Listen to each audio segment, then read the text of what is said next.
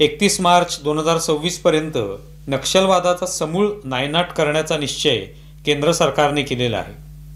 त्या अनुषंगाने सध्या ही तयारी सुरू आहे। नुकताच माओवादी चळवळीचा एक महत्त्वाचा आधारस्तंभ मानला जाणारा मडवी हिडमा याचा खात्मा सुरक्षा यंत्रणांनी केला आणि या चळवळीचा कणा एक प्रकारे मोडण्याचं काम सुरक्षा यंत्रणांनी केलं।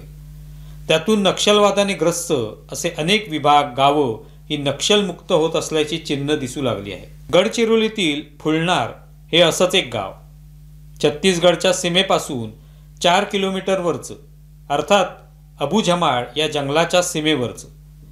गेल्या 50 वर्षात तिथे कधीही विकासाचा प्रकाश पोचला नाही, इतकं ते गाव अंधकारात होतं। आता त्यातले 300 गावकरी प्रथमच तिथे एकत्र आले, ते कायमस्वरूपी पोलीस कॅम्पच्या उद्घाटनासाठी।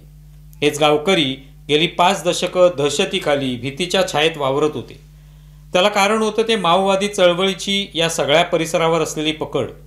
पण आता त्या साखळदंडातून ही गावं आणि त्यातले वनवासी, आदिवासी मुक्त होऊ लागले।